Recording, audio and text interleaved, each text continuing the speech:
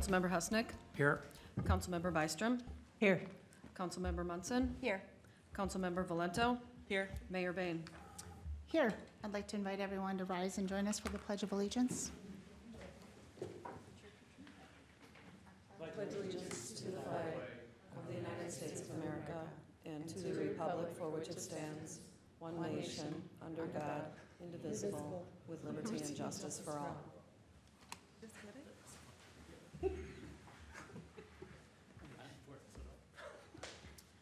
Council, we have an agenda before you this evening. I will entertain a motion to approve. So moved. I'll second. I have a motion and a second. All those in favor signal by saying aye. Aye. Oppose? And our agenda is approved. Our next item this evening is open forum. Open forum is any interested party's opportunity to speak to council on any topic of your choosing. And do we have any open forum participants this evening? No one signed up. All right. With that, we will move on to consent agenda. Council, tonight for your consideration is consent agenda items 6A through 6R. And I will propose that, I would move approval of consent agenda items 6A through 6M, moving agenda item N to the regular agenda, and then I would also move that we approve O through R. So everything but N. Is there? I'll second. Perfect. We have a motion and a second. All those in favor signal by saying aye. Aye. Aye. Oppose? And motion carries. All right, our next item is 6N, the mediated settlement agreement for Gone Company's Lighthouse Lofts. I moved this to off of the consent agenda just because I need to abstain from this vote. I have a new employment arrangement with the opposing party's counsel, and so I need to abstain. With that, is there a motion to approve? I'll make a motion to approve Second. There's a consent agenda motion. 6N. There's a motion and a second. Is there any further discussion? Hearing none, all those in favor signal by saying aye. Aye. Nay, abstain, I'll abstain. All right, let's move on to 7A, our audit presentation. And Kevin. Good evening, Mayor Bain and fellow council members. Tonight with me, I have Jackie Knowles, audit manager from our audit firm Bergen KDV. She's going to be going over some of the audit results with you this evening. And then at the end of her presentation, I just have a few comments to make as well. So at that point, then we can take any questions you may have. So with that, I'll let Jackie take it away. Before you get started, just one quick item to help council. I know we, at the end, typically look for council's consideration of approval of the audit report. Are you looking for one action approving in mass, or do you want individual approvals based on? It's one mass approval. We approve the annual audit every year. The communication letters and the legal compliance report just kind of fall into that realm as well, yes. Perfect, very good. And council, if you wish to do that in a different way, I'm happy to hear those thoughts when the time comes, but good to know. Good, thank you. Thank you. Welcome. Thanks, Kevin. Thank you for having me. Tonight I'm going to be going over a summary of the results of our audit, and then following that, a summary of the key financial results for 2021. So the main purpose of our audit is to issue the independent auditor's report, and in this report we talk about management's responsibility, which is for all of the numbers within the financial statements, and then our responsibility is to test those amounts and offer an opinion. And this year we are offering an unmodified opinion, or a clean opinion. It's the best that we can offer, and the same that you have been receiving. That provides assurance that the financial statements are presented fairly in all material respects. There have been many changes in the finance department over the past year, and we do appreciate the current team for getting the year-end financials reconciled and getting numbers to where they really need to be accurate, but we do need to communicate some deficiencies that we did note with the audit this year. One of them is called a legal compliance finding. So the Office of the State Auditor has us test for compliance with certain state statutes applicable to Minnesota cities. The one finding, timely payment of invoices. The standard payment period in statute is 35 days, and we did note some invoices that were paid after the 35-day period. We do also have some internal control findings as well. One of these, the lack of segregation of accounting duties, should sound familiar because of the small staff needed to handle all of the transaction processing. We did also propose an audit adjustment as a result of our test work to record additional accounts payable and expenses for the financial statements. When we tested journal entries, we noted that some were lacking proper documentation to support the entry being made. And then finally, some of the deposits, specifically closer to year end, were not made timely. The receipts received were not deposited at the bank timely. There were gaps of up to 2 weeks towards the last 3 months of the year.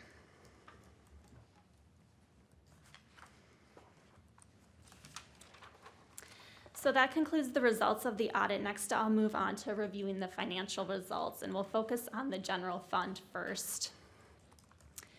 Revenue for the year was budgeted at about $10.1 million, and expenditures were authorized at an equal amount for a balanced budget. Actual revenue came in at about $10.2 million, so that exceeds the budgeted amount by about $75,000. While expenditures came in at about $10 million, so they were under budget, about $67,000 in total. And I have more detail on that on the following slides. So the general fund balance increased about $141,000 as a result of 2021 activity. And this next graph breaks down fund balance. You can see that that increase in fund balance was primarily within the unassigned category. Non-spendable fund balance is funds that have already left the city. They've been prepaid, spent on insurance for the upcoming year for 2022. Committed fund balance is amounts that are set aside for a specific purpose, and then unassigned is available for spending on any future purpose.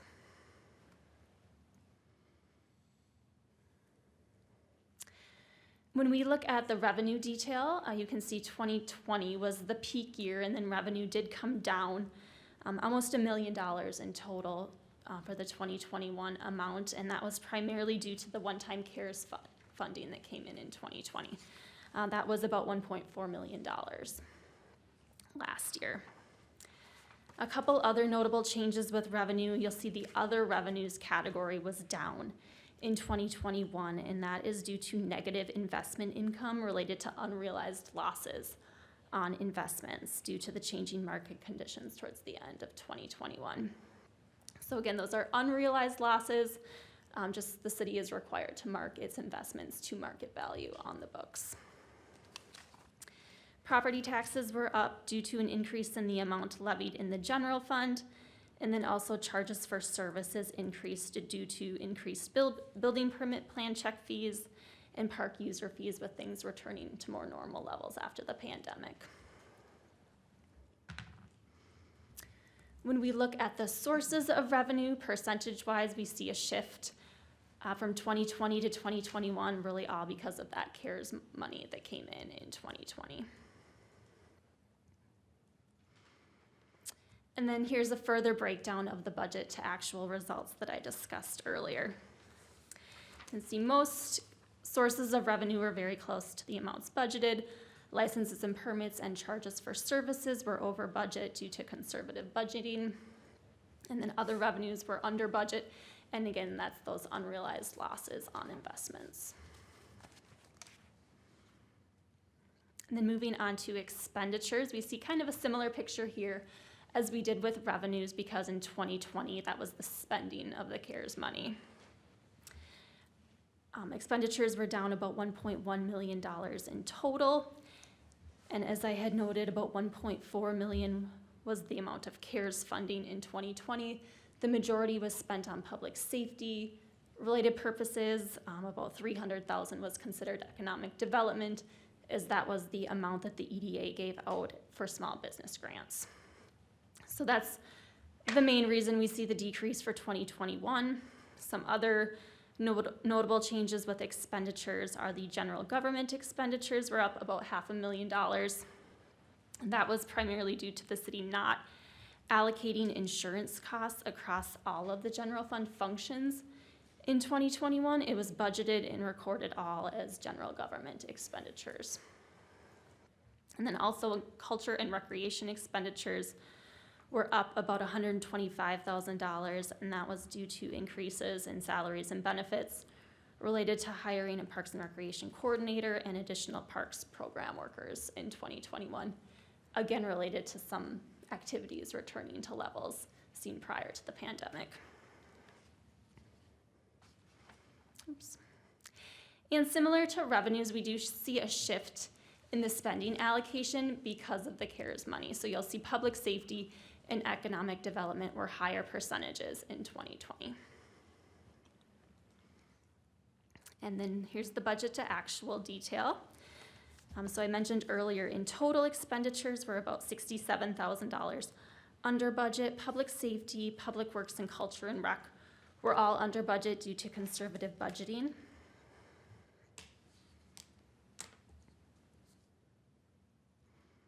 And then we'll move on to the water fund next.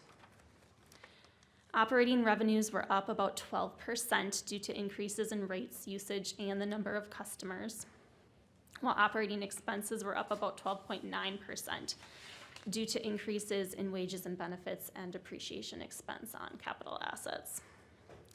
This fund did report operating income of over $640,000 to build up reserves for future repairs and replacement costs. And then in the sewer fund, operating revenues were up about 10.7% due to increases in rates and the number of customers. Operating expenses were down almost 4%, and that was due to decreases in repairs and maintenance costs, and then also the city's monthly sewer disposal fee was down a bit in 2021. This fund reported operating income of over $536,000, so the city is also building up reserves in the sewer fund as well. And then my last slide looks at the city's tax capacity, levy, and rates over the last 5 years. The city's tax capacity has increased over each of the last 5 years as market values have gone up. The city's levy has also increased, but at a slower rate, so we do see an overall decrease in the city's tax capacity rate over the last 5 years.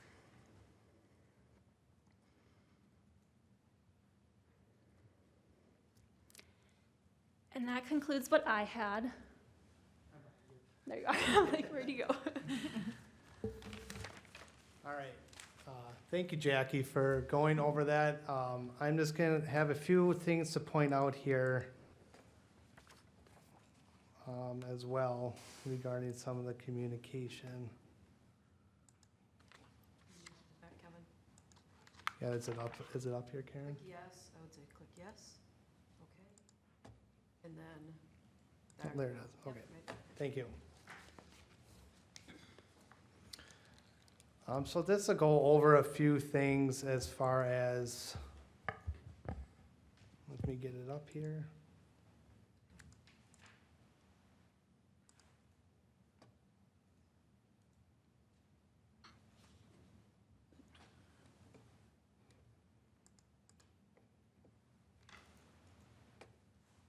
There you go.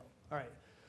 Well, thank you, Jackie, for going over those audit results. I wanted to start off with, I really appreciated Bergen KDV's help, especially Jackie and her team going through this year's audit. Being an auditor myself for 10 years and kind of understanding the process definitely helps out, but just her team's knowledge and how audit standards are kind of moving and how we look at some of those things has been a very good relationship with getting this audit done, with how the finance staff really plans to move forward with some of these communications and some of these control features as we move forward. So the first one that Jackie mentioned was just a lack of segregation of accounting duties. This is something that's been communicated to city councils for many years. This is due to that there's, when you look at the major functions of finances, cash receipting, paying bills, payroll are the three major ones. There's certain things that ideally you have separated between staff with to strengthen those controls. Given the number of staff that's been in the finance department, those controls just can't be properly segregated, so that's just a risk that needs to be identified.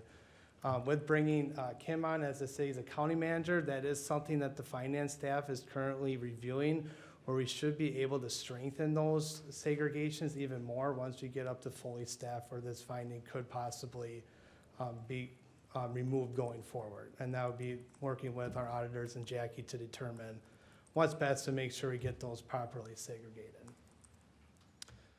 The next one was the material audit adjustment. This, going back and looking at the amount of staff turnover that the city had at the end of 2021 was carried over into 2022.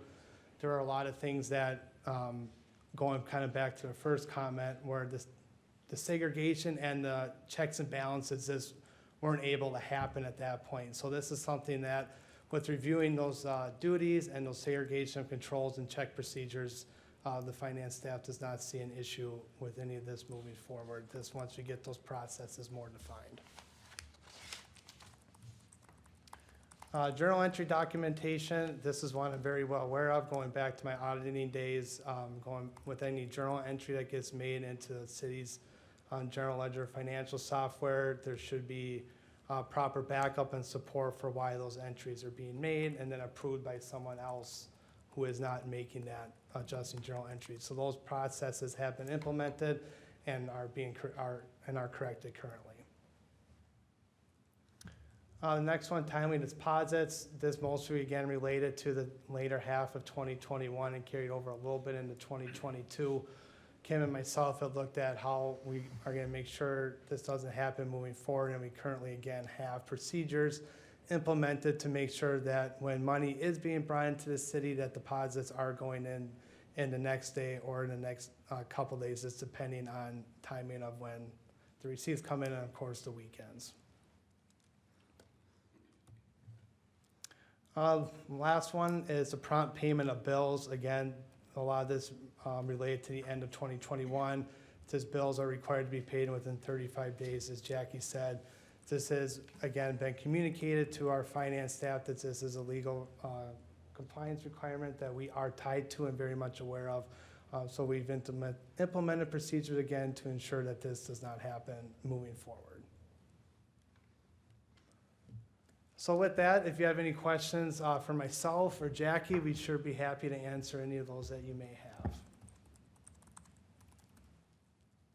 Thank you both. Council, what questions might we have? Questions, feedback?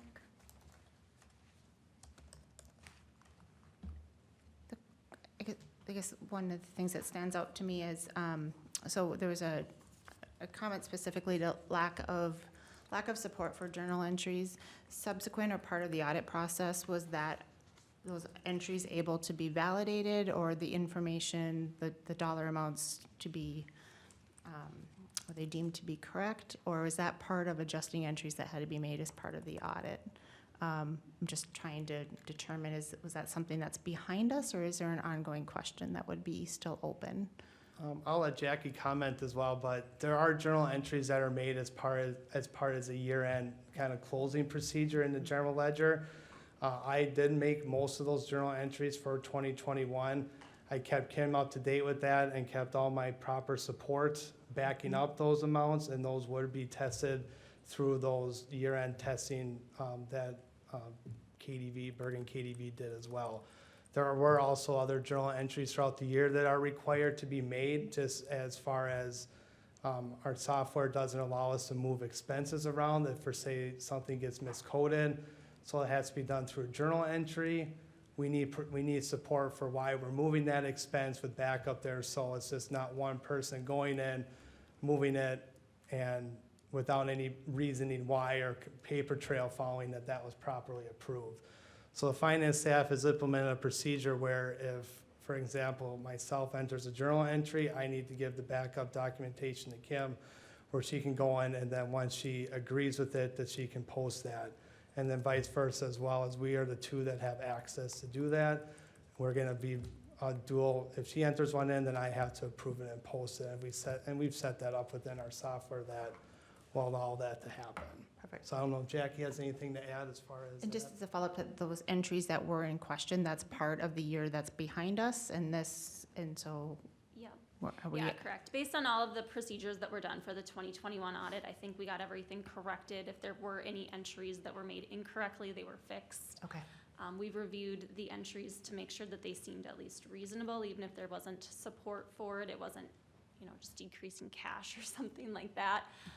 They were maybe adjusting a receivable or moving expenditures around, and when we looked at what was coded there, it seemed okay. okay, So I think going into 2022, as long as the new procedures are implemented, everything should be cleaned up and fine moving forward. okay. Thank you. Yeah, so this is a follow-up. When they come in and do the audit for 2022, when they ask to see support for a journal entry, we'll be able to provide a paper trail of who entered it, who approved it, and the backup for why that entry was made to our auditors for the ones that they look at, but then for also any other ones that come about as well as, is this not the ones that the auditors look at? We want that procedure in place for every single audit, so whether it's anyone internal or external that needs to see that support, there's something that we can provide that reasoning. Understood. Thank you. Any other questions that council may have, either to the audit numbers themselves or the letters that accompany the audit report? All right. I'm just glad it's getting straightened out. Yeah, I can nice. appreciate with the turnover this Yeah. last year that this was a challenging year end, and I'm happy to have it behind us, so, good. Anything else? I'm happy to entertain a motion if council's ready. Looks like we are looking for approval for the audit presentation for 2021. Well, I'd make a motion that we approve the audit presentation as received tonight. I'll second. Take a motion from Councilmember Husnick and a second from Councilmember Munson. Any further discussion on this item? Hearing none. All those in favor signal by saying aye. Aye. Oppose, and motion carries. Thanks for being here tonight. All right, we will move on to agenda item 7B, which is the MS4 annual meeting for program year 2021. Tim? Got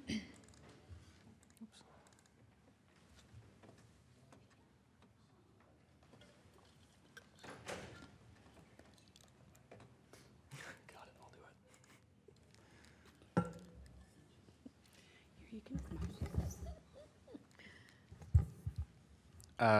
Mayor and council, so Tim Olson's here from Bolton Bank to do our annual meeting. This is just to stay in compliance with our MS4 permit, so we do this every year about this time. We missed the last 2 years, I believe, because of COVID, so we're back to live. We used to last 2 years, we just posted them on the website, so we'll give you a breakdown of what the city's doing for stormwater treatment. Excellent. Thanks, Dave. Hi, Tim. Hi, good evening, Mayor Bain, City Council, City staff, and thanks, Dave, for the introduction. I'll jump right in. So tonight I'll talk about a little bit of background of the city's MS4 permit. We'll talk about current progress towards implementation of the Stormwater Pollution Prevention Plan, some significant accomplishments from the last year, and then we'll talk about the new permit reissuance, which is happening at the end of this year. And then we'll open up for some conversation and questions if need be. So the MS4 permit, the MS4 background, the Municipal Separate Storm Sewer System is what MS4 stands for. It's really a function of the Clean Water Act, which started back in 1972. The MPC, or the Minnesota Pollution Control Agency, initiated the MS4 permit in Minnesota in 2002. And Forest Lake became an MS4 in 2007. So we're coming up on around 15 years as an MS4 in the city of Forest Lake. And this permit essentially gives the city authorization to discharge stormwater into its receiving waters, primarily Forest Lake and Clear Lake, but those boundaries, those waters leave the city of Forest Lake's boundaries. Forest Lake is uniquely positioned. There are 2 watershed districts in the city of Forest Lake. One half of the city drains to the St. Croix River. The other half drains to the Mississippi River. So city of Forest Lake kind of sits right at the top of those 2 major watersheds. So the stormwater that's discharged from the city plays an important role in both of those watershed districts. The previous permit was around from 2013 to 2019. The PCA was supposed to have reissued the MS4 permit around 2019. It was the end of 2021 when the official new permit came out, and now that has been reissued in the city of Forest Lake. We have some requirements that need to be met by the end of this year, or I guess September of 2022. So we'll talk about that a little bit more. But the MS4 permit really is an environmental protection mechanism, and we have regulatory mechanisms within the city of Forest Lake. There is some education and outreach requirements, and then of course some implementation planning. And we'll talk more about that here too. And I think that the city of Forest Lake's, the strength in the city of Forest Lake's MS4 permit is largely a function of really strong partnerships. These partnerships have been around for a number of years. The city has completed several projects with funding help and engineering help and other project assistance through many of these agencies. So really just a shout out to these agencies and their role in stormwater management and improving water quality in the city of Forest Lake. So the MS4 Annual Report has to be submitted every year around the end of June. That was submitted on June 15th of 2022. We received approval or recognition from the MPCA that everything was submitted. So that's a good first step. The permit is currently under review, or the annual report is under review. We will hopefully hear back from them. Typically, we go through a few rounds of iterations where there's some corrections that need to be made and so on. We also track some water quality improvements through this total maximum daily load spreadsheet, which I won't go into too deeply here. But I'm going to try and remember to bring that up again later on because there's some new water quality requirements that have come with the reissuance of the new MS4 permit. So there are 6 minimum control measures within the city's stormwater pollution prevention plan. Each one of these has maybe a regulatory mechanism, some requirement for public education and outreach. There's plan review procedures, there's infrastructure inspection procedures, all kinds of information that's being stored within the SWIP that describes the city's permit and compliance with the state's requirements. So we'd like to talk each year about the investments that have been made in stormwater infrastructure each year. So in 2021, there was a local street project that had a storm sewer improvement cost of around $70,000. Forest Hills Preserve had actual stormwater management costs of around $230,000. And the city cleaned another stormwater pond this year. This is the 4th year of cleaning ponds for around $68,000. There are, other stormwater and drainage improvements that happen throughout the year. Below at the bottom of the slide, there is some statistics on how much stormwater infrastructure there is in the city of Forest Lake and what is required to be maintained annually. Not all of this gets maintained annually. Not really all of it needs to even be inspected annually. However, there's a lot of infrastructure in the city of Forest Lake, and a lot of those funds are dedicated to maintenance. So I like to talk about public education and outreach each year. City of Forest Lake partners with Washington County, Washington Conservation District, and the 2 Watershed districts for much of their education requirements. The East Metro Water Resources Education Program, or MREP, is another really strong partnership in the city of Forest Lake. They provide education materials for city staff training. They provide educational distribution materials in a number of formats, whether it's website, on TV, via ads, or through mailing. The city also sends a mailing through their utility mailer in the spring and fall that identifies a topic of importance. Sometimes it's, grass clipping cleanup or illicit discharges or something to that effect. On top of that, MREP is really responsible for all kinds of workshops and public engagement pieces. So that partnership is really strong, and of course continue to support that, at least from my end, because they're checking so many boxes from a public outreach and education perspective. Each year, I'll go back one slide, each year MREP provides an annual report. It's really interesting. We can share that with you if you'd like, but it talks about all of these amazing programs that are happening. So this education outreach piece is really strong. All right, so moving on to significant accomplishments.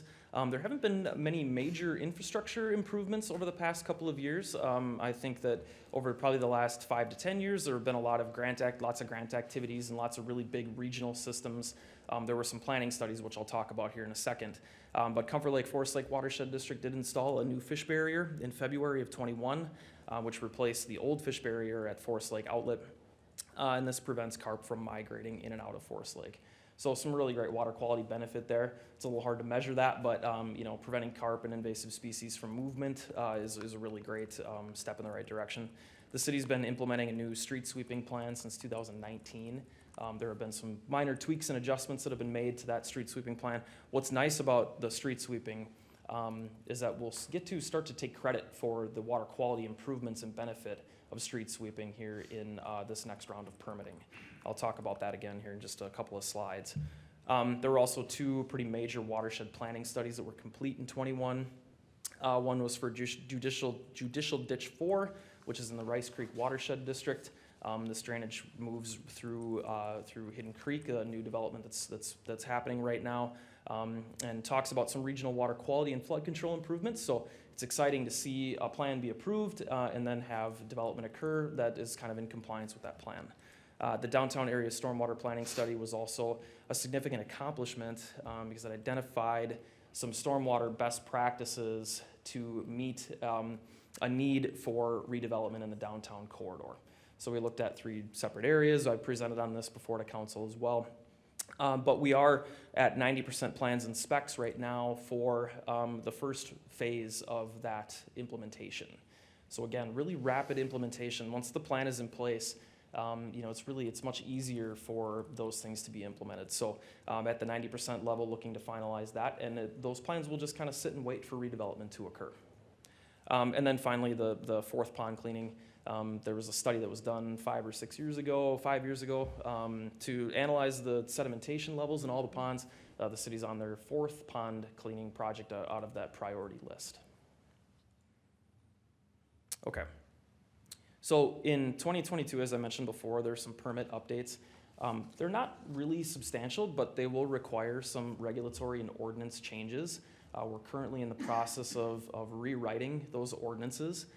We will present those at council again, likely in September for approval, but they'll include some additional information for de-icing materials, salt storage essentially, and then also pet waste. Pet waste is a new component of the MS4 permit that needs to be regulated, and we'll take care of that through the ordinance.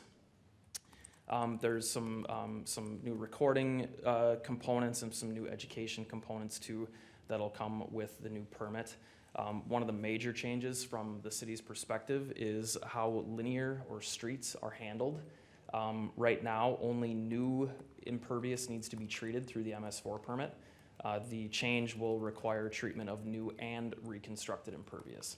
So any reconstruction project, any reconstructed street project will require some sort of stormwater treatment.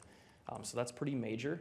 It sort of boosts the requirements for regional practices because we can treat much larger areas and really bank some credit, I guess, for lack of a better term, for reconstruction projects. So we can talk about that again if we have questions.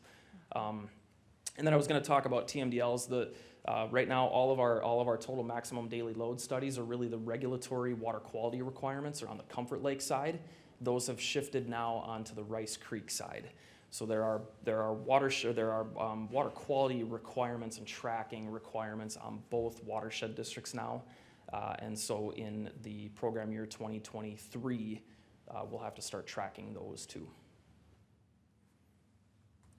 So with that, I'd be happy to take any questions. That last comment was kind of a bombshell, the reconstructed linear project thing. So if we want to talk about that, we can do that.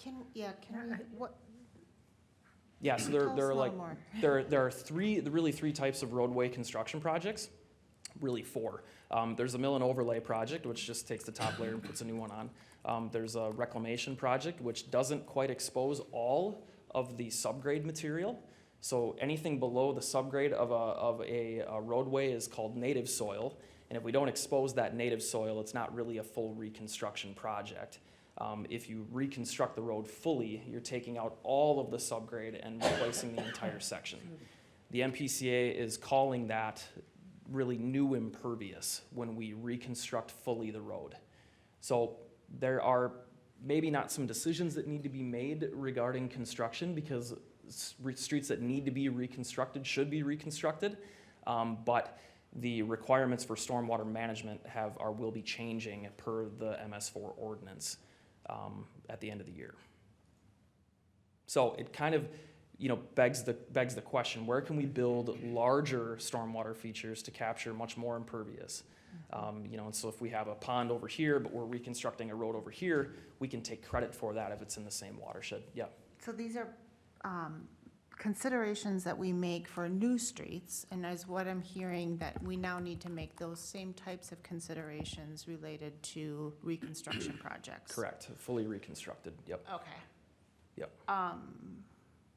And then, okay, and is it exactly the same requirements? And so we would look at the same type of project load for that compliance on, is it this same type of project load, or is there a different consideration because it is a? It's pretty close. Okay. It's pretty close. And the MS4 permit does have some caveats for challenging sites, limited right-of-way. The expectation is not that we're displacing residents or we're having to purchase massive property, but the city has to do their best effort to look at those reconstruction projects and find opportunities for stormwater management. And would those be city streets or streets that the county might, is it all, so the county has the same requirements, so think about, and starting in what year? Really, the ordinance needs to be approved by September of '22. Okay. There is kind of a sort of a grandfathering period, if Yeah, you will. yeah. But typically, new projects that are being proposed in '23 will have to follow that. So Everton will need to follow that? Yes. And is this, and so new to us, but has this been on radar for a while? Is this under the county's consideration for Everton, or is this kind of new information for Everton? And So I know Ryan's not here, so we may not have the, Everton may squeak in to the old permit. okay. So Everton may not be the first project, but I would say that, that the 23 roadway reconstruction projects, if there are any, I'm not sure if that's in the CIP for next year for full recon, but those projects will likely have to consider stormwater management. Everton, I take that back. Everton might qualify, but the Watershed District is aware of that, Okay. and the county is certainly aware of that too. This is a rule change that we've been tracking for a number of years. We knew it was coming, and now that the new MS4 permit has been out for about a year, this has been on our radar. Is there a rule of thumb cost load associated with that requirement? So estimated costs go up by 3%, 10%? It's kind of hard to estimate, and it's better if we can look at regional practices, because they're much cheaper per square foot. You can get a lot more bang for your buck. Urban stormwater BMPs in very tight footprints are the most expensive, but they do vary from place to place. Doesn't make our budget any easier. Come on, Tim. No, it doesn't. I wish I had better news. I mean, it's not an easy rule. I'm just kidding. Yeah, Minneapolis and St. Paul have been working with this for a while. Right. Our watershed districts have also been working with this rule for a while, and so linear projects have been treated through the watershed process for a couple of years anyway. And so, that preparation is there. We've had, I remember the 2018 Safe Routes to School project was really challenging with trail being constructed, and finding really small footprints to manage stormwater was challenging. So I think there's some good precedent for options, at least in the city, but it does change things for sure. Yeah. How many ponds do we maintain each year? That was next on my list. Maintain each year, Rehabilitate, is whatever. right. Yeah, right now it's one. Ponds in the traditional sense, wet sedimentation pond that we normally think of, they really have a design life of about 30 years.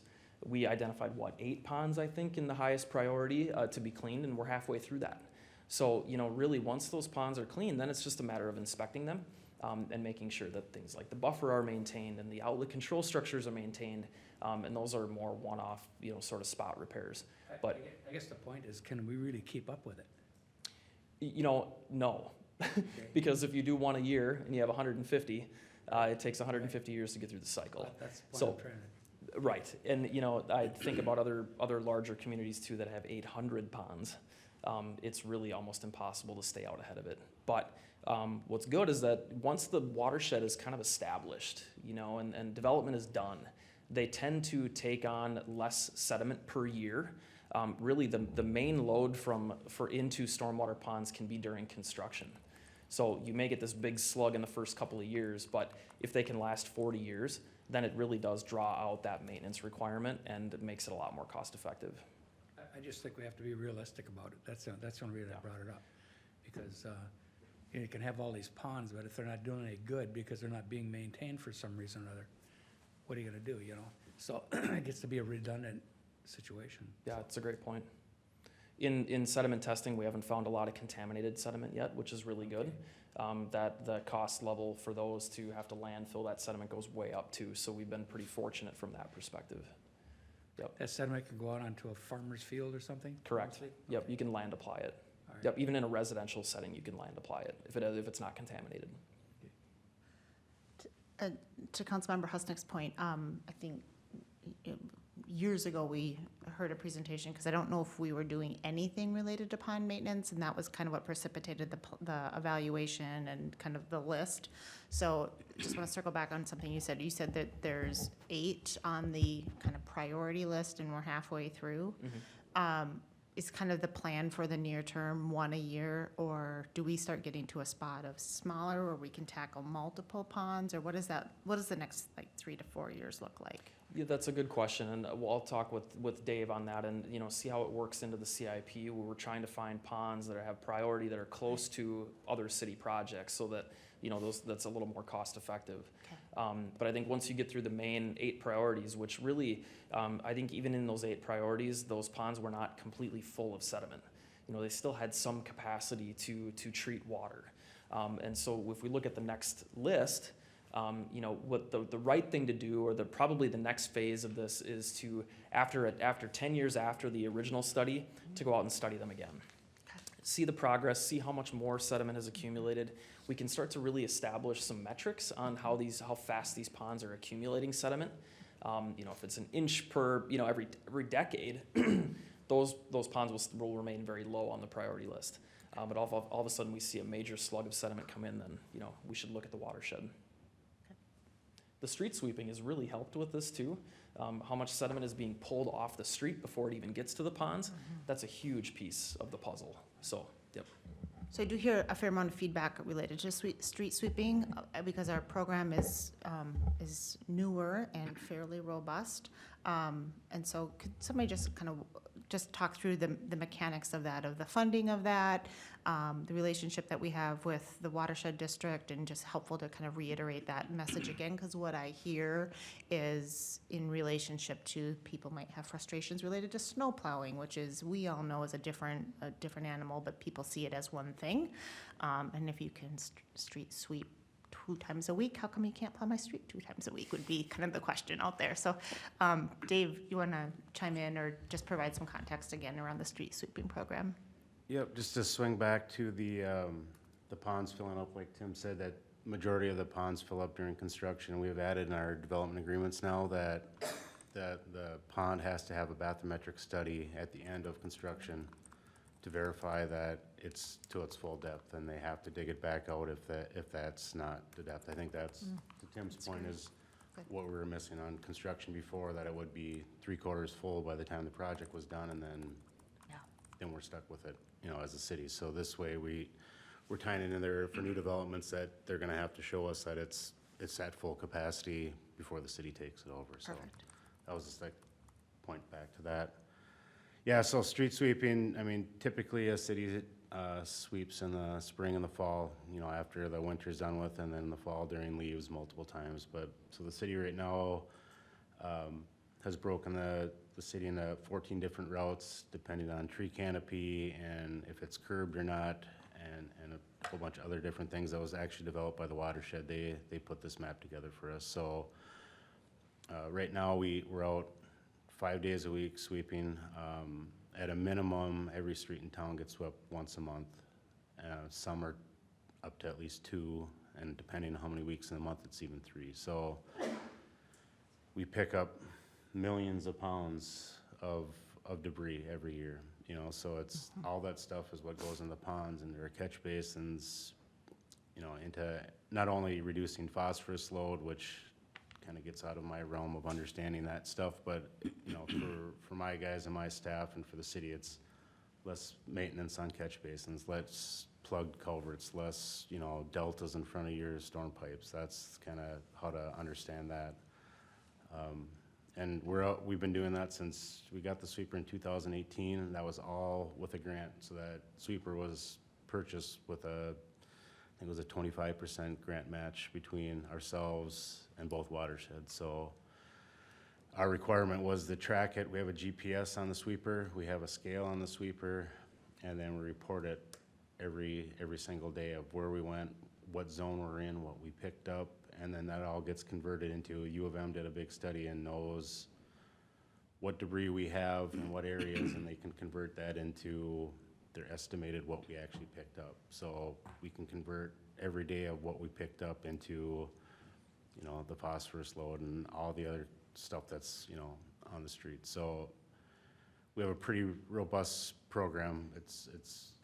We have a lot of data, a lot of information, a lot of other cities contact us to see what we do, contact us for information and all that. So we're way ahead of the curve in front of, you know, a lot of other cities of what we do for street sweeping.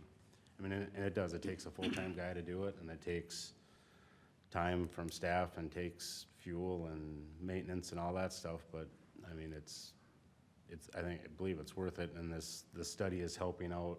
Like he said, we're getting credits now for street sweeping, and other cities are gonna get these credits too because of, you know, cities like us that have done all this work on the front end to make that happen, so. That's great. I wish there was a way we could educate people about grass clippings even. You know, you see a lot of it, they just blow it out into the street, and that's gotta be part of it. It is, It's and too that's, bad. that's just pure phosphorus, you know, Yeah, so. yeah, Yeah, well, it's pure ignorance. as far Well. as I'm concerned. Yeah, it's a tough No one, reason to be yeah. doing that. It's a tough one, and you know, there are a lot of ponds near developments too, where grass clippings get blown into those ponds or leaves get dumped into those ponds, and a lot of that just translates right into the lakes. So, yep. Are you looking for official action tonight on approval of the annual report? Is that requested action? Correct, okay. Council, before we move to official action, any further questions from Tim or Dave? Good info. Thank you. Yeah, sorry to shoot the messenger on street projects, Yeah. but thank you. Yep. Council, with that, we will consider action if anyone is ready for motion. I'll make a motion to approve the MS4 Annual Meeting Program Year 2021 presentation. I'll second. We have a motion and a second. Any further discussion? Hearing none, all those in favor signal by saying aye. Aye. Aye. Oppose, and motion carries. Thanks again, Tim. Thank you. All right, we'll move on to item 7C, Police Department new officer hire. Chief Peterson. Yeah, Mayor and City Council members, good evening. What I have for you this evening is a police officer hiring recommendation. Our department is authorized to employ 27 full-time police officers, and we're currently at 25 police officers. A few months ago, we started a hiring process, and we currently have a very qualified candidate by the name of Carson Johnson, who had accepted a conditional offer of employment after completing a very thorough background investigation. And staff recommendation is for the City Council to approve the hiring of Carson Johnson for the open position of police officer at pay grade 9 and step 1. Thank you, Chief. Council, any questions for Chief? Chief, I appreciate the detail you provided in your memo, and also appreciate the counts you gave us and just where we are with current staffing. This position fills one of the 2 officer vacancies, and you also note that there's a couple of open leaves. We currently recruiting for the other officer position as well? We're actually going to be posting a new hiring after the 4th of July. We decided to wait a week or two. Okay. Yeah. It is really difficult out there right now for hiring. Yeah. It is amazing how many departments are hiring police officers, or how many are retiring, or, you know, just leaving the career altogether, so, I think the city of Minneapolis, they need 125 or something like that. yeah, That Yeah. that just made the news the other day. yeah. Unbelievable. Yeah, many departments are down, 10, 15, and then there's percent, and there's some that are down 30 or 40%. I worry about that during our overtime load, especially during the summer, and it's vacation time, and certainly causes a strain for everybody else who is here, so. Yep. Happy to support this tonight. The candidate that you have in mind, new officer or experienced officer? Brand new officer. Okay. He spent a little time in the military, went to college, graduated. His father's actually a commander with the St. Paul Police Department. I think he's going to be an exceptional hire for us. Very good. Standing. Council, any other questions for Chief? Otherwise, looks like we're ready for a motion. Mayor Bain, I Yeah, make a go ahead. motion to approve the hiring of Carson Johnson to fill the open position at pay grade 9 and step 1. I'll second. We have a motion and a second. Any further discussion on this? Hearing none. All those in favor signal by saying aye. Aye. Oppose, and motion carries. Thank you, Chief. Thank you.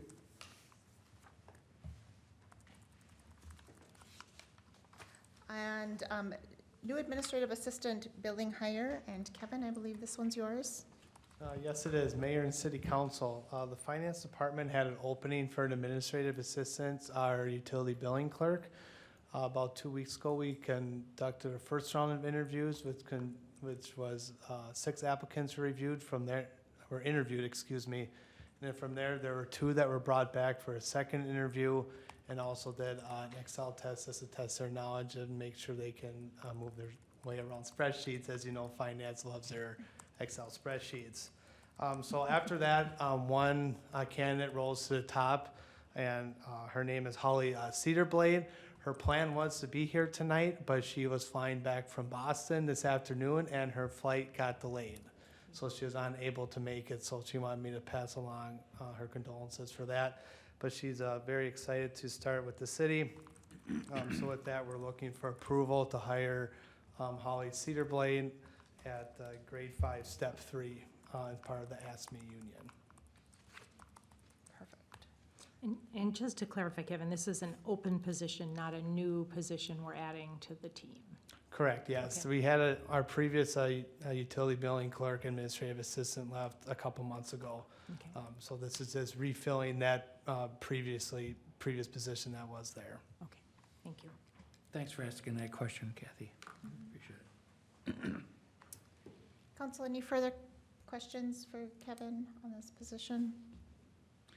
Madam Mayor, I'd make a motion that we approve the hiring of Holly Cedarblade, is that how you pronounce it? To the position of administrative assistant, utility billing at grade 5, step 3. I'll second. We have a motion and a second. Any further discussion? Hearing none. All those in favor signal by saying aye. Aye. Oppose, and motion carries. Our next item this evening is item 7E, the Hidden Creek lot line adjustment, and Abby. Thank you, Mayor Bain.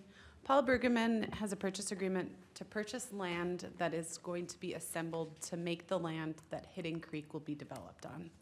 I know that sounds a little crazy, but we're gonna take a few different pieces, put them together for Hidden Creek to then be re-subdivided.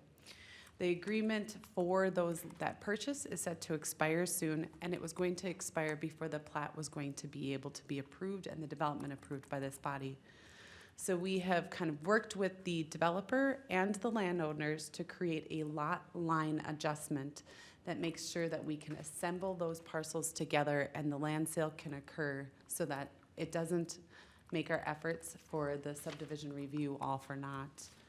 The landowner's attorney, since the time that I have presented to you, I know it was just earlier, the agreement that's in front of you, the landowner's attorney did propose 2 changes. One of them is a little bit minor, some changes to indemnifications and hold harmless clause.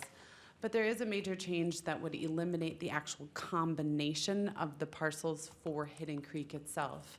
I've talked with our legal counsel, Peter Michael, and he has indicated that he believes that this agreement can still move forward. But staff would recommend that the council move to approve the Hidden Creek lot line adjustment as presented, subject to review and approval of the city legal counsel. Essentially, what we're looking to do is rearrange the lot lines so that the Hidden Creek plat can be laid down on a single piece of land, and not this combination of 4 or 5 different parcels. Does that make sense? Do you have any questions for me? Yes, it doesn't Just surprise real me. quick, just a Yep. question that jumps off. We have a lot of development happening within Yep. the city. Review for council, Sure. what's previously come before, Sure. where are we? Yep, What happens next, and what's maybe been done as Yep, kind of Hidden precursor to Creek this. has received preliminary plat and plan approval by the city council, so you've already seen the development as it's substantially proposed. The planning commission has recommended approval of the plan to this body. We're just waiting on development agreement. We've got a few just different tweaks and some exhibits that we're finalizing, then we'll have a little bit of back and forth with their legal counsel. Just needs to occur before we would bring it all back to you in that final approval. I would assume you'd see it no later than the end of July. It's just that final plat approval, final plan approval wasn't going to occur before the expiration of their purchase agreement. The Understood. applicant, or the developer, was concerned that they wouldn't be offered an extension on that development agreement, and we did not want the development to entirely, all of our efforts to be wasted. This is a very creative solution that we kind of came up 10th hour with our legal counsel, the property owner's legal counsel, and the developer to make sure that we can kind of keep this one moving along. If something were to happen and the development agreement could not move forward, we then just have a newly formed parcel based on the lot line adjustments that then would be Correct. remarketed or whatever, with all due respect to what's happened to this point, but we've just created a different parcel that would be available for development. Correct. It's a Okay. different parcel that would have that configuration as if Hidden Creek was Had- going to lay down on top Correct. of it. Okay. Those were my questions. Council, just wanted some clarification, because I think this, so the sequencing of this is unusual in that typically the lot line adjustments would come as part of the final agreement, right? Is Well, that, a lot line adjustment is a legal action that alters a piece of property. A plat is a legal action that alters a piece of property. They're just different tools for different circumstances. So the plat would create a lot of little parcels of one big parcel. The lot line adjustment takes and it rearranges the lot line boundaries to allow for the Replatting. configuration that's desired. okay. Thank you. Yep. Council, any further questions?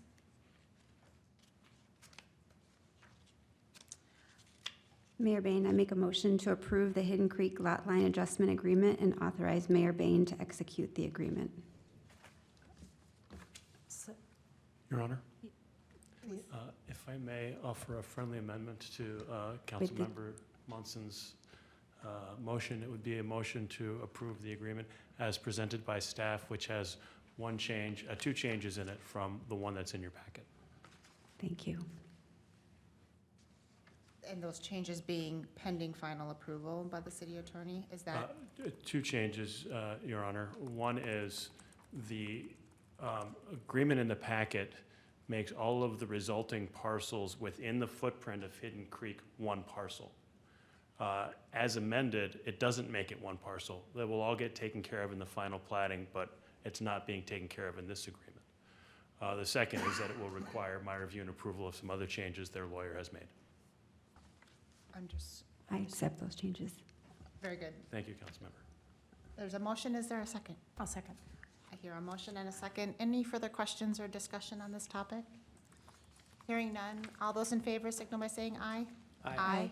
Oppose? And motion carries. All right, that ends our regular agenda for this evening. We are going to move into a workshop topic that we do have planned on the agenda, and that is a discussion of the Veterans Memorial Concept Plan Review. Just a refresher for everybody that's in the room or listening. Anything that's talked about in a workshop session is for a discussion, working session only. Any official action that would be required of council would come before us in another meeting as part of our action agenda. And so with that, we will move into a workshop session. Mayor Bain, if you'd like, I could just give a brief introduction to the council. In 2008, the Forest Lake Area Veterans Memorial Project began. And part of this project was to incorporate a Veterans Memorial into Lakeside Memorial Park. There's been ongoing efforts, and during this time period, a couple different concept plans were provided to the city that didn't necessarily gain as favorable a feedback. But in in March of this year, a new concept plan was developed that has gained more favorable feedback from the Parks, Trails and Lakes Commission. I'm not sure why that one's hard every time. I'm still new. The Veterans Memorial Committee tonight is coming to share this concept with you. If the council seems favorable to this design, they're going to start putting together cost estimates for the memorial and start looking at fundraising efforts. So, gentlemen are here to give you a presentation on it once we get our technology up and running. Perfect. Thank you. Yes, thank you, Mayor Bain and council members. I'm Ron Miller, the chairman of the Veterans Memorial Committee ever since it started in 2008. This is Mark Finneman. He's part of the committee, and we have, the original concept plan was pavers. We're still going to, even in the new, we'll still have the same pavers, the small and the large. Right now, they're in the ground, the 337 that have been purchased so far, and we dedicate those 2 times a year. We'll continue to do that program, but we're going to bring those pavers in the new concept above ground, maybe 16 inches or whatever above ground, and then you'll see them be closer. You don't have to bend over and whatever, and people won't walk on them. So that's one thing, change-wise. Another thing, on the original concept plan, there was a hope for water feature on the west side of it, and we always figured, okay, that's going to be very expensive and et cetera, and so it's easily taken off of that. But the things that change or don't change, besides the pavers themselves, just their location, is the site plan itself. It's still within that kind of semicircle, and where the sidewalk cuts across, so the footprint there is the same. The 4 flags that are there right now would be the same, except for the U.S. flag would the POW flag could stay where it is or whatever, but the U.S. flag will move into a more central location, or still right there, but centered on it. So with that, I will leave it up to Mark to fill you in. Well, we'll tag team along on this one as we go. And if I press the right buttons, we'll go properly. Yeah. Do you need any orientation at all as what's happening here? If you look at this screen item, you'll see that the small roundabout is to the left, the bathhouse is to the right, plaza is the gray element down to the bottom, and you'll see up on the top a reflection of the edge of the parking lot that's up there. So we're in the same position that was originally declared to be for this purpose. And the goal here is just to bring some structure to the idea and to elevate the pavers off the ground so they have a much more prestigious place to be. And so the idea of this is to create 3 raised platforms, and they will be surrounding a central circular walkway, and central to that will be a central significant item or sculpture. We've raised it up like he says, there's just the 3 of them. We're showing it kind of where there's green, it's just a transition from plants to the pavers as we gather more pavers. So it's still intended to be 3 very similar raised platforms. And the place we would specialize the flooring or the surface would be in that central round circle to make that a little bit more than city sidewalks and make it a little bit more special. One of the keys here is to establish a statement about each surface. There are 6 surfaces. And so what we want to do is create sentries around this round form that represent those 6 surfaces. And they're placed equally distant apart, and they are on the edge of the raised platform. They integrate into the raised platform. You'll see that in a further one. But And okay. it used to be 5, you know, Army, Navy, Air Force, and Marines. Space Force. National. There's also Space Force as of a couple of years ago. So that makes the 6. Thank you for clarifying that. Yes. Yeah. So the military services, which the Coast Guard, when it's under, in wartime, Coast Guard is under the Navy as a military service. Peacetime, it's under Homeland Security, Coast Guard. So they count as one of those 6. Yeah, the space agency might be one of the most important ones in the future. That just kind of moves in on a little bit. We can live within the existing sidewalks that surround it. That'll be a question of what makes it the best final product. We're only really adjusting one sidewalk at this point in time. There used to be a transfer sidewalk that went at an angle right on through almost the central area of this. Nobody sees my finger, but I'm pointing to things. More or less north to south or Yeah. south to north. And so I was looking up to find my finger, but it's not there. So we're just going to alter those 2 sidewalks, create 3 that introduce people into this center area. We really want to invite people into it. So we're happy to see people move through it rather than around it, but they have the option. So we haven't really changed the circulation pattern of the park at all. It's still moving in the same way. That's just dimensional stuff. We have a couple packages. We had to dimension things such that we could go out and get some price tags on all the efforts we were making. Here's what gets all broken up. I'll go back one. Anyway, it's gotten broken here in the image. What you see is something that's carved up. It's just the wrong drawing to have here. We have another drawing that shows it more cleanly without the dimensions and doesn't carve things off like this particular one. I hadn't seen this before. But the idea is these sentries, they're like a blade that's leaning toward that central feature. And on that blade is the representation of the logo of the service. And then there's also an opportunity to give information about what that particular service is about, whatever we'd want to say about that service. And it all leans in. You can't really see it from this, in terms of what it's trying to do. It might show up on the 3-dimensional one. But they're all similar, and they're all kind of a blade that's surrounded by stone on both sides.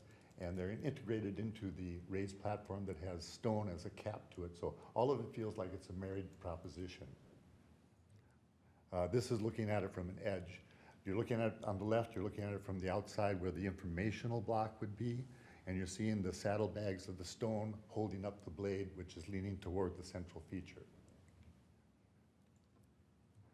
We have another one that will be out there right now. There's this informational podium of sorts, Yeah. a stand that has information. You want to talk about that? Basically, a 3-ring notebook in there, and you open it up, and it has an alphabetical listing of everybody's whose name is on that paver, on the paver. So the 337 pavers, they all have alphabetical, and then actually where it is, whether it's on the north end or the center or the south end. And so it'll also say, which one of those 3 semicircles of the new raised that it's in, and information about the person. Okay, so there's just another form of that relates to the 6 centuries, that it's a different position inside this, and it represents the same general idea, but it has that different purpose. So there's this central feature.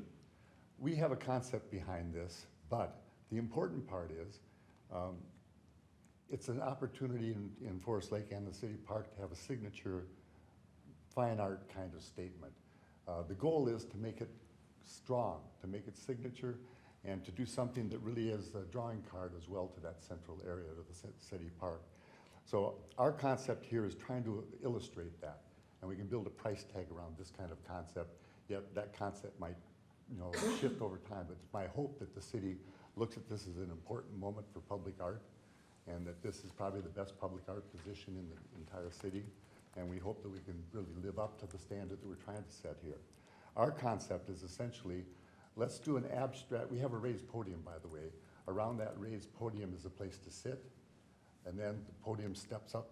It shows it a little bit here on this picture, steps up again to about an 8-foot diameter position or platform at which we can begin a sculpture. This concept is one of taking an abstract tree or an abstract rock outcropping that kind of represents North Shore, rock outcroppings leading to an old pipe cedar tree that's kind of growing out of it. But it's all abstract until you get up to the two eagles, and the two eagles, probably the second most important symbol.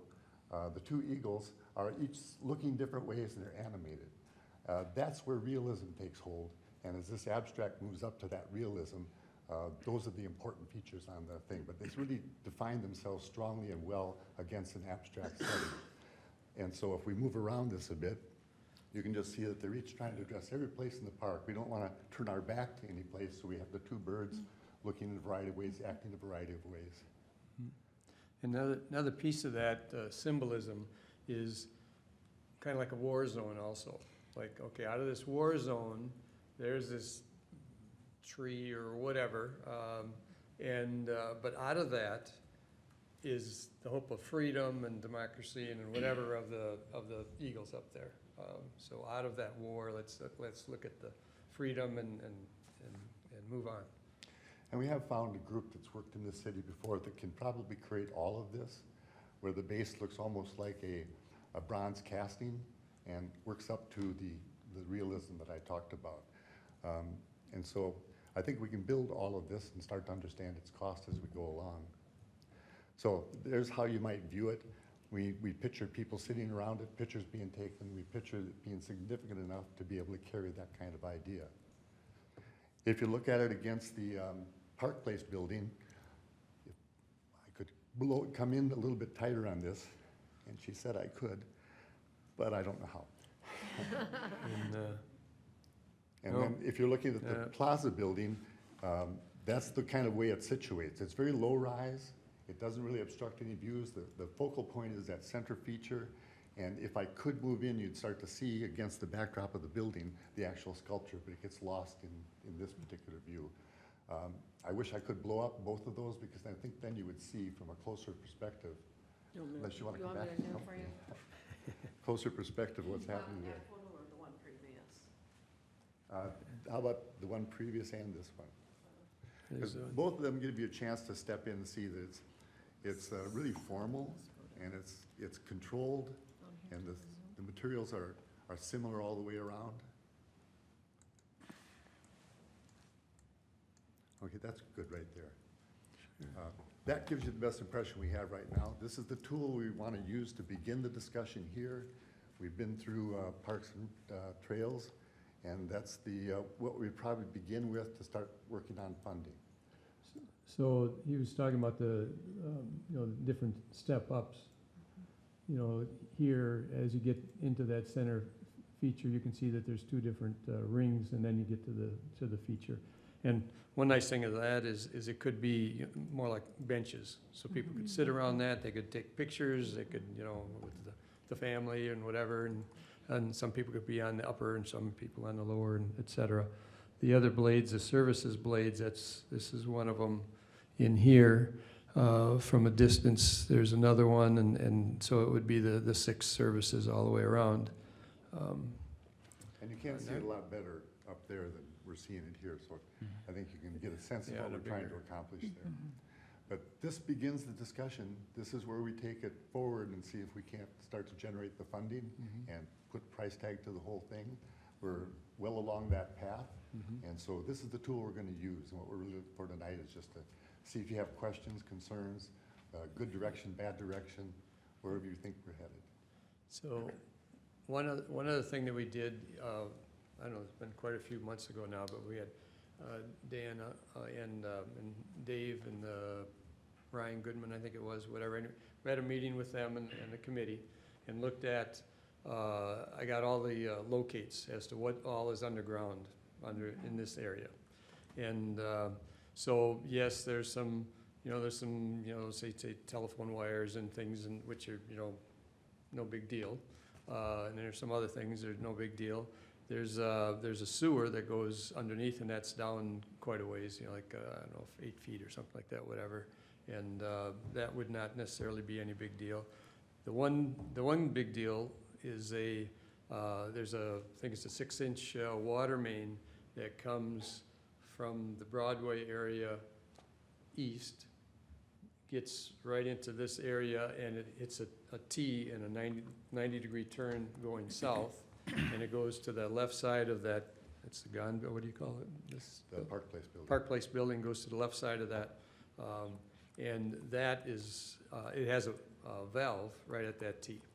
So we talked about different options on that, and I think the best option is instead of coming east and then turning at a 90 degrees and going south, if we go back to the west, 50 feet or whatever, and put in a 45-degree bend in the valve there, and then the 45-degree comes over to where the current one is, and you get another 45-degree elbow, and you continue on.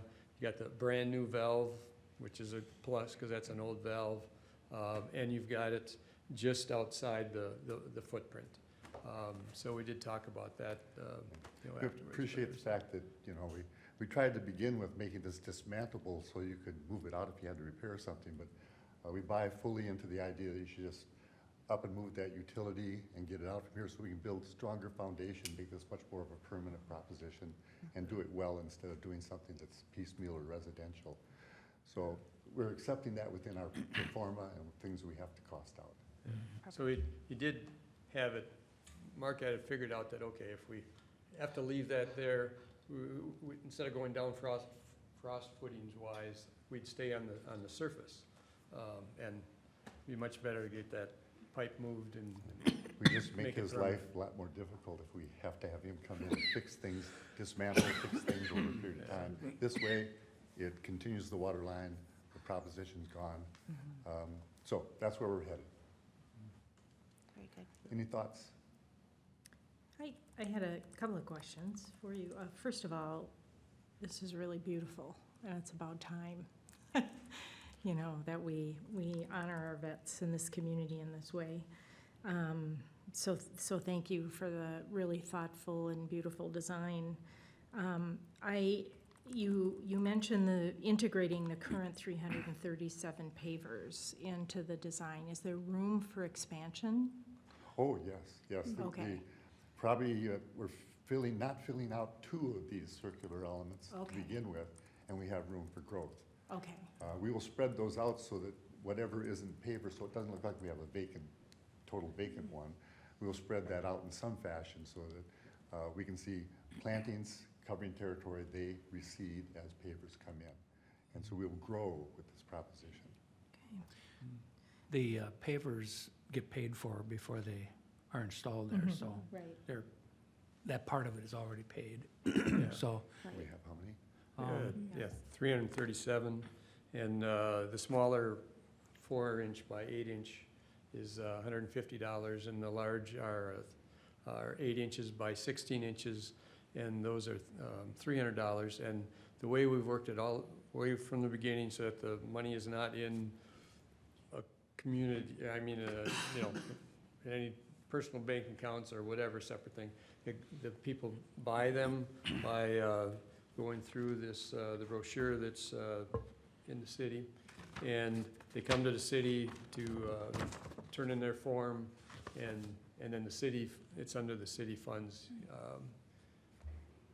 So Our expectation is to revamp that particular flyer so that it reflects the new plan, because we think the new plan will really hasten a lot more purchasing of a lot more pavement. yeah, and Jamie Mache is been she's integral part of the committee, being in the charge of the parks, PTLs, whatever, and she's in whatever. So twice a year I collect up the orders, and then I contact the individuals, say, okay, what do you want on the engraving? Tell me more about your veteran.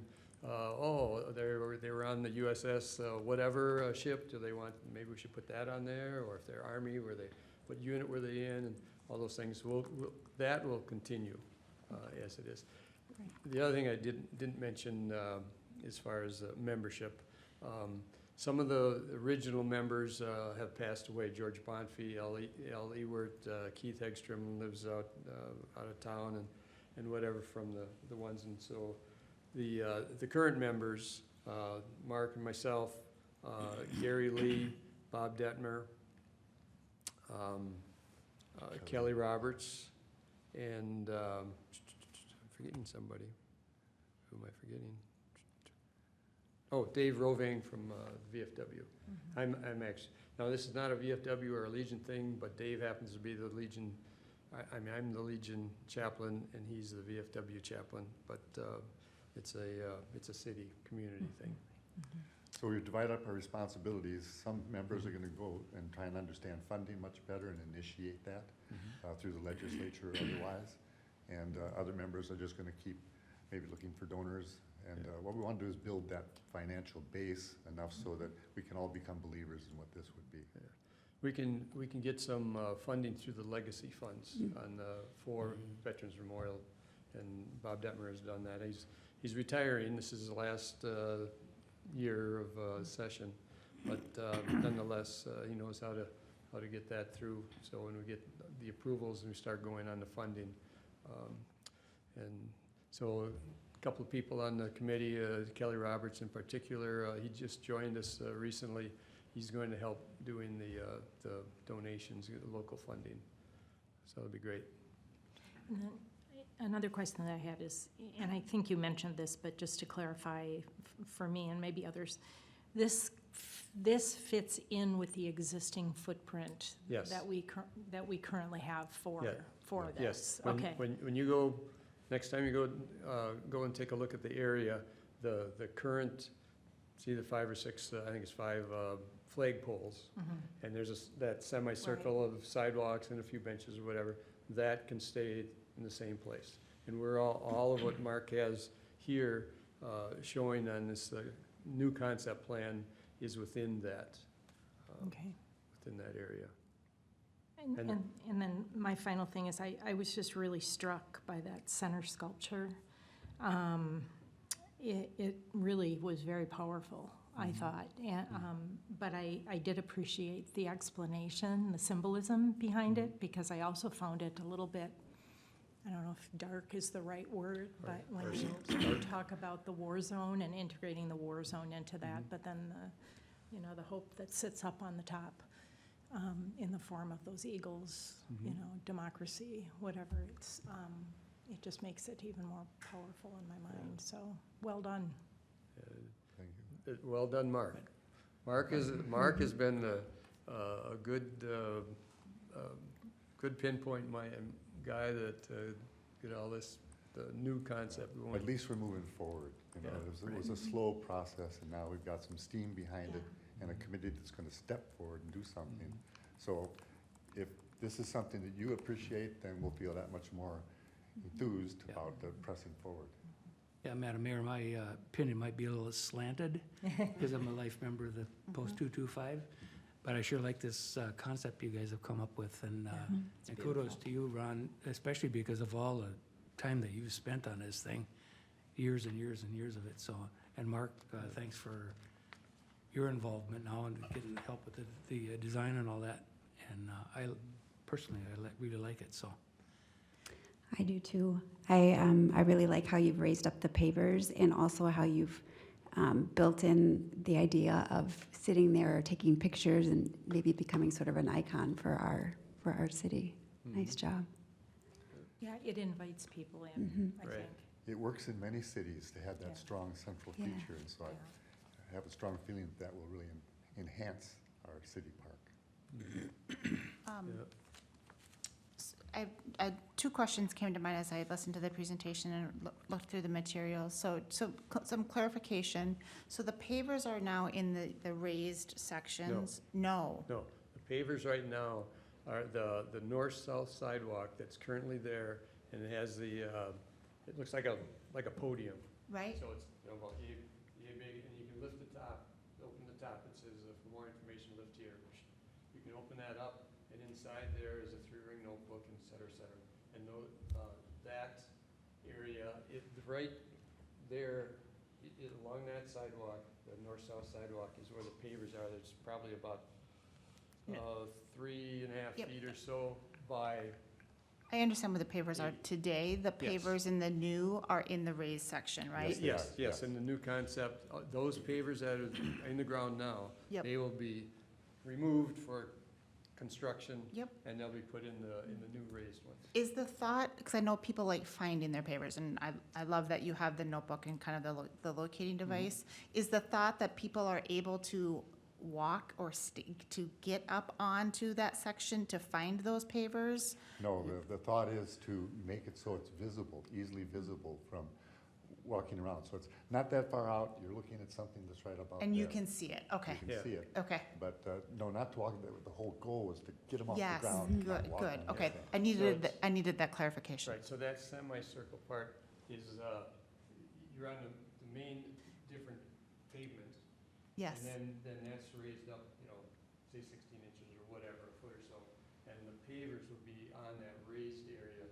And so you can come up to that raised area and look out about, 7 feet wide or whatever and be able to read it. and you're able to be close enough to be able to read? Yes. Okay. Now, will it excellent. support somebody going up there and standing by there and taking a picture? Yes, but it won't be a walkway. Okay, okay. It'll be just the Viewing. pavers. Yep, okay, that's helpful. And then, I also benefited from the kind of the explanation of the art and going from kind of the war zone up to life. As I think about kind of final iterations, whatever we can do at the top that ends with hope or optimism, and I appreciate that that is not always the path, and so I like the visual journey that's created. But as I think about other memorials, and there's a way of conveying that in a beautiful, optimistic, and so however we can portray that at the top visually. Finn, you're the artist, not me, so I have full confidence. Well, the hope was that with this, I don't think of it as dismal, I think of it as bronze casting, and to me, that's beautiful, heading on up. And then the abstract nature, I think, is cool, but I think the hope is derived from the real strong realism of the eagles. And they can be just as real as you can imagine. There's places you can buy these and bring them in and have them attached. There's a group that is saying they can build it as well. But that idea of realism, I think, is the spark. That's the hope. That's the thing that turns your attention to, wow, there's the symbol. Okay. Any other points of feedback? I like it. I think it's good. Excellent. Okay, we'll step forward then. We'll keep going. Yes. Thank you. Thank you, gentlemen. All right, we will move forward with staff updates. We'll start as we usually do with Karen. Thank you, council and council members. Just a brief update on elections. So you did approve tonight the election judges. That was in the consent agenda.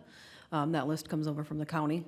They do all the hiring, and so you guys approved that tonight. The next step, and what I've been working on, is verification of street and addresses. That's part of the redistricting.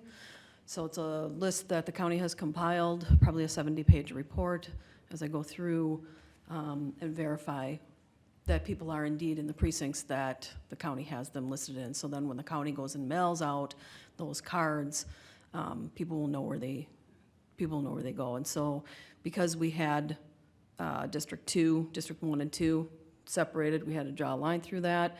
There will be new place for people to go vote, so they can expect their precinct card to show potentially a different precinct for them to go vote at. It will have the address on there, be available for them. If anybody has questions, they can certainly call the city clerk desk, or they can call Washington County's elections office, or even the Secretary of State's office if they have questions about voting. So it's the only update I have. Karen, is there a way to really draw attention to that this first year, kind of a well, shift? That's why I'm talking about it more, is to make sure all things, with elections is kind of a hot topic. Highlight it, I don't know if that's possible on the card, but Yeah, I don't do anything with those. That all comes from the county, so there's nothing I can do with that, whatever the county sends out. Unless we can make a suggestion to them, Yeah. I don't know. Yeah. It'd just be helpful, I think, this first year out as we Yeah, I think experience they're it. doing as much as they can Okay. to make sure that elections are as transparent as possible. And obviously, I'm trying to do the same thing to keep everybody in the loop and the next step in the process and everything that's going on. So, yeah, so I'll update you as we go. Any other questions on Karen? All right, Dan. Mayor, members of council, just a brief airport update. The contractor started working on the infield drainage project that got approved here a couple months ago. So they'll be out there for the next 2 weeks doing the airport, the drainage improvement.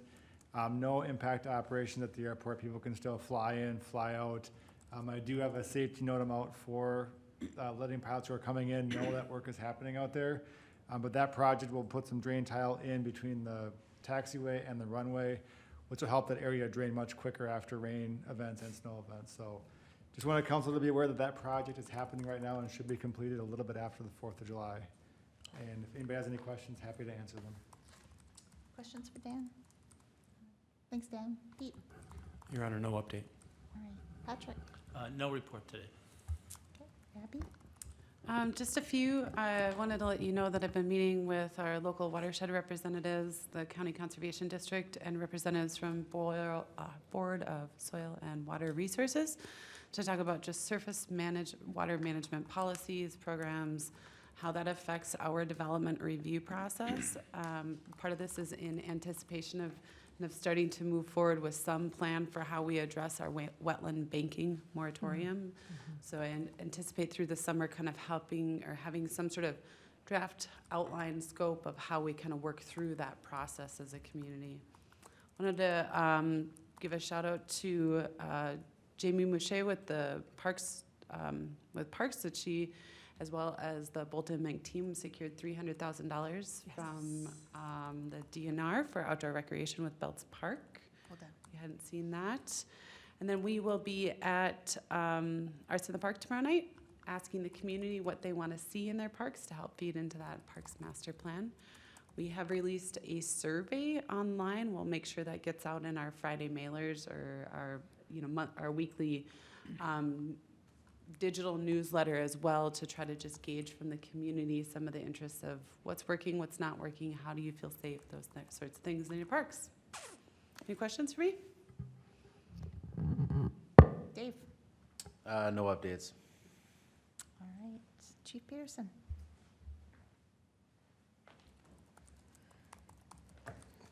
Just a couple of items for you. The day after the last city council meeting, June 14th, we hosted the Forest Lake Area Safety Camp. There were 50 campers and over 20 volunteers and presenters, and it was a huge success.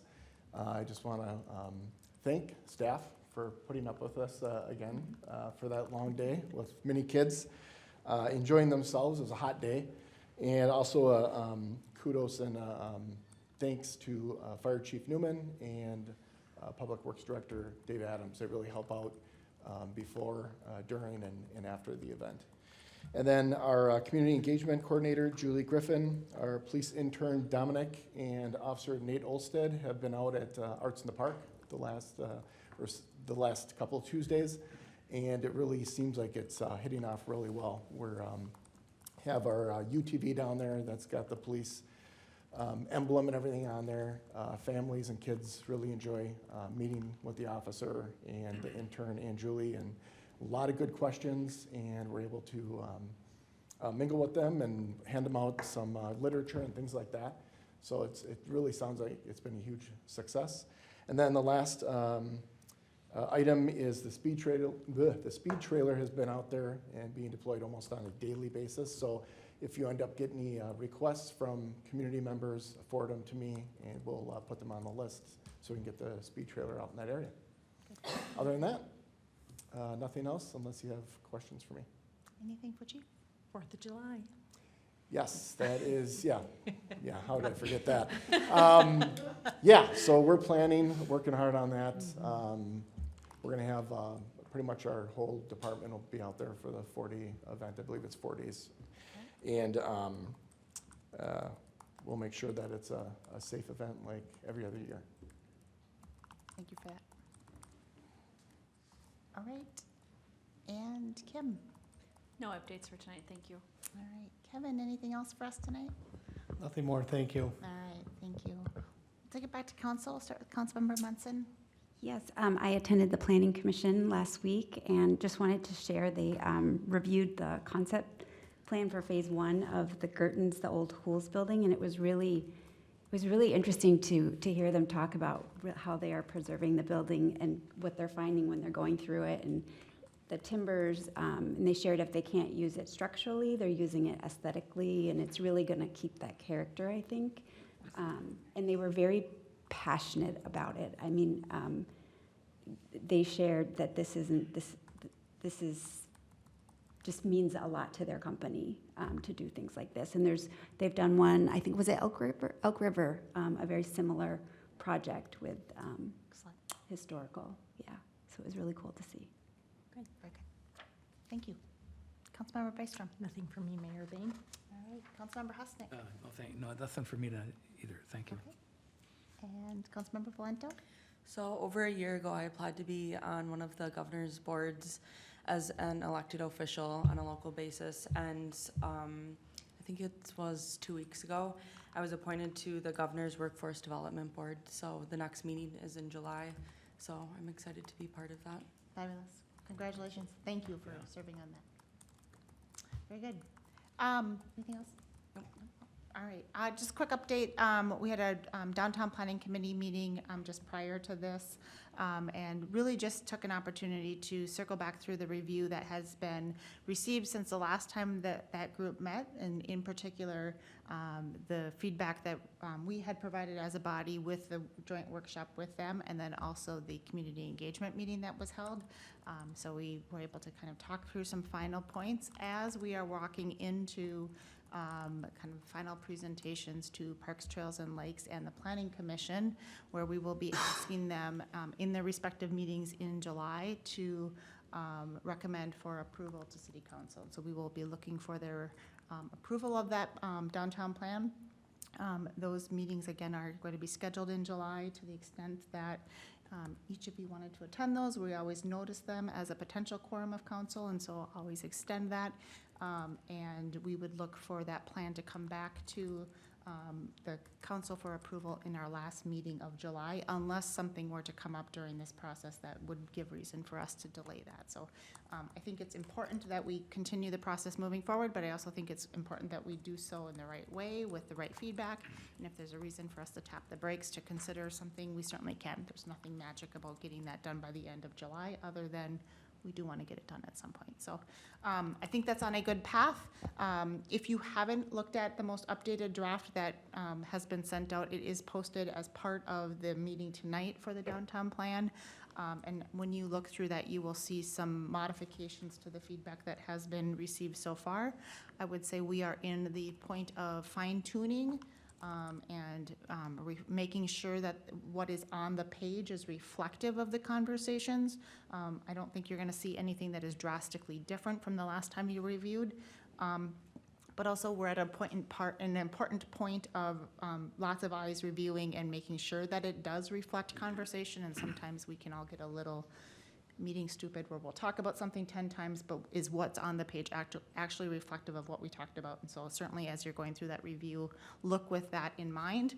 And if somebody is picking it up for the first time, will they have the same impression as we all have, as we've looked at it many times? So I think we're at that point of the process, and it's nice to be at this point. So certainly opportunities to get feedback into Dan as you see anything related to either fine tuning or big tuning, right? Like we can pivot to either. We're just trying to kind of keep process moving and make sure that we are certainly giving Dan and everybody who's working on it information that's needed to support us in the process. So that is it as far as updates from me. This is our last meeting before the 4th of July, and so I would wish everybody a very safe and happy 4th of July, and also advance thanks to all of city staff who do so much to make this a great event in the community. We all know it's a lot of work. Also to our partners at the Legion who put in a lot of work to just a great community event. So thanks in advance, and I look forward to seeing you all on the 4th of July. That being the end of our planned agenda, I'll entertain a motion to adjourn. So moved. I'll second. We have a motion and a second. We don't take a discussion. All those in favor, signal by saying aye. Aye. Aye. Oppose, and we're adjourned.